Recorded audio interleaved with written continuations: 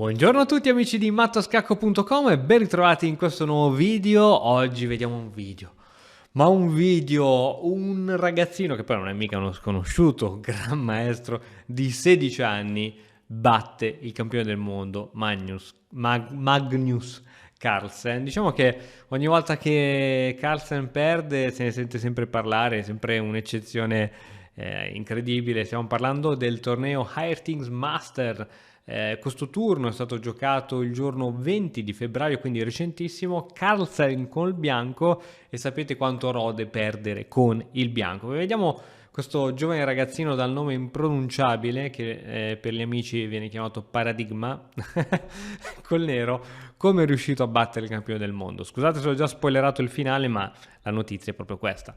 D4, cavallo F6, C4, E6, cavallo F3, D5, tutto normalissimo, cavallo C3, C5. Attenzione a questo tipo di struttura dove ci sono i pedoni D e C che si guardano, poiché portano il più delle volte alla formazione o di pedoni sospesi o di pedoni isolati, soprattutto per quanto riguarda il pedone D del nero.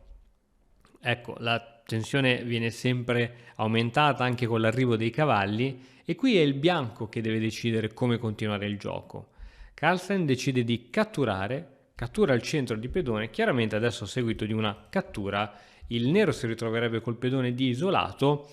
La partita è tutta da giocare, si avrà un gioco piuttosto dinamico da parte del nero e pieno di trucchi, e mentre uno un po' più solido da parte del bianco. Vediamo Carlsen come decide di continuare. Cavallo B5, inchiodatura sul cavallo, cattura. Pedone isolato a testa. Bene, situazione abbastanza simmetrica, molto simmetrica. Il bianco chiaramente ha un tempo in più e ha già sviluppato l'alfiere ed è pronto quindi per arroccare. Vediamo come continua. Alfiere di 6, anche il nero sviluppa, arrocco, tutto tranquillo. Adesso spesso a scacchi non solo bisogna pensare a cosa è meglio per noi, ma anche a cosa è meglio per il nostro avversario. E in questo momento la mossa alfiere G4 sarebbe molto fastidiosa, anche perché ci costringerebbe o a giocare in futuro donna D3 per schiodarci, ma bisogna vedere se ci sono altre mosse più fastidiose da parte del nero. Mi viene semplicemente in mente cavallo B4, oppure ritirare l'alfiere verso E2. Dato che nessuna delle due sembra abbastanza interessante come mossa, H3 è una di queste mosse che va fatte. Quindi questo consiglio soprattutto per chi inizia. Spesso uno ha tanta paura di queste inchiodature e gioca subito A3 ed H3 a inizio partita. Meglio prima sviluppare i pezzi, e poi, se vediamo che questo tipo di inchiodatura ci fa paura, possiamo semmai fare una di queste mosse. Stessa cosa, stesso ragionamento adesso lo fa il nero, che gioca H6. Torre N1, vengono centralizzate le torri, alfiere F5, il nero tira fuori tutti i propri pezzi, cavallo N5. Questa è una mossa molto importante, viene fatta pressione sul pedone sul cavallo in C6, che può essere chiaramente difeso, ma si può anche cambiare su C6, ed è così che andrà la partita, e capiremo anche perché e che tipi di piani ha in mente il bianco.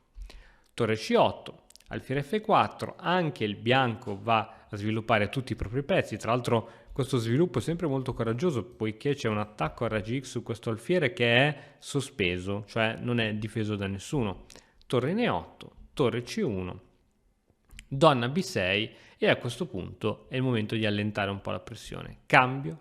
Ci ritroviamo con questa struttura pedonale dove il nero ha un pedone arretrato in C6 e il bianco inizierà a giocare contro quel pedone arretrato, che è una debolezza, quindi un pedone che difficilmente potrà essere spinto, poiché questa casa è controllata da un pedone avversario. In più, a seguito di una spinta, qui cambi si verrebbe a creare poi un pedone isolato su D5, quindi è un equilibrio precario. Vediamo come gioca il bianco. Cavallo A4, mossa assolutamente in linea con la posizione, si prende un tempo minacciando la donna, e l'idea può essere anche quella di occupare in futuro questo avamposto con il cavallo in C5. La donna si sposta in A6, attenzione che dietro questo attacco del cavallo c'è un pedoncino, e ora piano interessante da parte del bianco. Torre in E3, l'idea è quella di andare a raddoppiare le torri ed aumentare la pressione lungo la colonna C. Ti ricordo che la colonna C per il bianco chiamasi colonna semiaperta, poiché va a un certo punto a sbattere contro un pedone avversario. Quindi mettere le torri su colonne aperte e semiaperte, diciamo che è una delle cose che si fa. Piuttosto che mettere in colonne chiuse come la colonna B o la colonna A, meglio centralizzarle. Cavallo in E4, e adesso questo cavallo è fastidioso perché impedisce alla nostra torre di andare dove volevamo. F3 per scacciare questo cavallo, cavallo in G5 e adesso finalmente bam! Come ti sembra questa situazione per il campione del mondo? Sembra buona, anche a me sembra buona, ma il computer non è d'accordo. Valutazione di meno 1.50 per il nero, cerchiamo di capire perché il nero ha questo vantaggio. Sono veramente curioso. Donna in B7, proteggendo questo punto che è attaccato tante volte, però c'è qualcosa, sì, ok, chiaramente questo cavallo non può attaccare poiché c'è l'attacco sull'alfiere dietro. L'alfiere perciò si va in H2 dove è difendibile dal re, quindi non ci sono più giochini, quindi questo cavallo si può fare è cavallo in E6, andando così a fare pressione sul pedone in D4 e ora viene giocata cavallo per C6, mossa che assolutamente ci sta, e qui attenzione, cavallo in F4.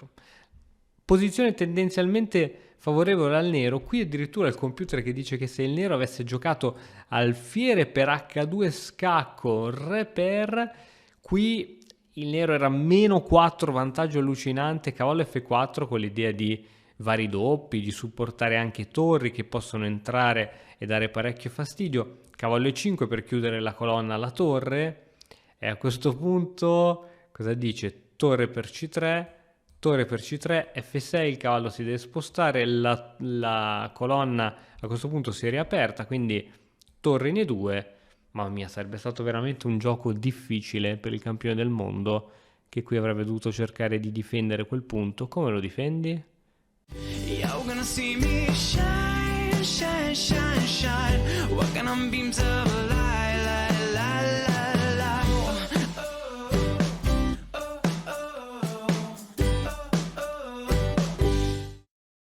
Così non puoi fare, insomma, è tosta, ma la partita non è andata così. La partita, anziché giocare alfiere per H2, è stata giocata cavallo F4. Comunque c'è sempre un'idea di un bellissimo doppio, perché no? Cavallo in E5, chiudendo la colonna, alfiere per, D per, la colonna è ancora una volta chiusa e ora cavallo in D3. Ottimo posizionamento per questo cavallo che è pronto ad attaccare vari punti grazie anche al sostegno di tanti altri pezzi. Torre per C8, torre per C8, torre per C8, torre per C8. Ok, arriviamo praticamente in un finale molto complesso dove il bianco ha 2, 4, 6 pedoni contro 5, quindi sembra che il bianco può ambire anche alla vittoria avendo un pedoncino in più, ma bisogna vedere come va la partita. Tra l'altro il nero ha questo pedone passato che può essere un guaio, quindi la partita è da valutare bene. Alfiere in G3, la mossa che viene giocata D4, giustamente Paradigma cerca di spingere il pedone a promozione, B3 per sorreggere il cavallo e far sì che la donna possa essere mobile. La donna è mobile. Donna C6, donna D2, re in H7, re in H2 per evitare scacchi, robe varie, quindi mosse assolutamente corrette, alfiere G6 e adesso donna in A5. La donna è pronta per papparsi ancora un pochettino di pedoni, donna C1, donna per A7, è vero che è un pedone, però attenzione all'iniziativa che si concede al nero, donna in E3 e ora la mossa che viene giocata da Carlsen viene commentata con 2 punti di domanda. La mossa corretta da giocare era donna 5, che tiene la situazione. Carlsen gioca cavallo in C3. Chiaramente questo cavallo non può essere catturato, altrimenti si perde la donna, ma qui c'è una forte controrisposta. cavallo in F4. Cavallo in F4, ci sono attacchi e sostegni importanti, no? Da parte del nero. Cavallo in D1 minacciando la donna, donna D2 attaccando sia il cavallo che il punto in G2 e adesso l'unico modo per salvare entrambi è cavallo in F2. Cavallo in E2, attenzione, anche qui si minacciano entrate mortali di questo tipo. E ora, attenzione, H4, donna N1, sì, donna N1 in effetti è più veloce come manovra. Donna N1, qui viene giocato, di qui ci sono vari piani di matto, no? Basterebbe un alfiere in F5 che non fa scappare il re avversario, seguito da una donna in G1.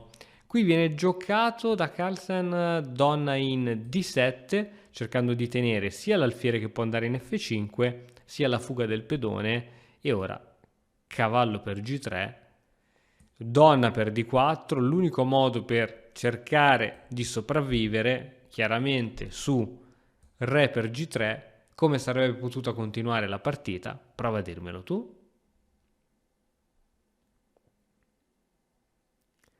Semplicemente il nero avrebbe avuto donna E5 scacco, dove lo facciamo spostare il re, sulle case scure non può stare, sulle case chiare dovrebbe andarci, facciamo tipo H3, che cosa si fa a questo punto?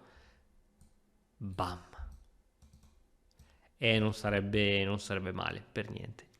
Torniamo a noi, quindi su cavallo per G3 abbiamo detto che non si può accettare questa mossa, viene giocata donna per D4 da parte del bianco. Qui ancora una volta bisogna stare attenti. Qui viene giocata cavallo in F1 scacco, mossa assolutamente vantaggiosa per il nero, che tra l'altro ha un pezzo in più, ma il computer trova un'altra combinazione, un'altra mossa che è cavallo in E2. Attacco sul cavallo, si minaccia una sorta di matto e tra l'altro si attacca anche la donna. Vediamo come sarebbe potuta continuare qui la situazione. Forse l'unica per cercare di tenere un po' tutto, con donna D1 in realtà si perde il cavallo.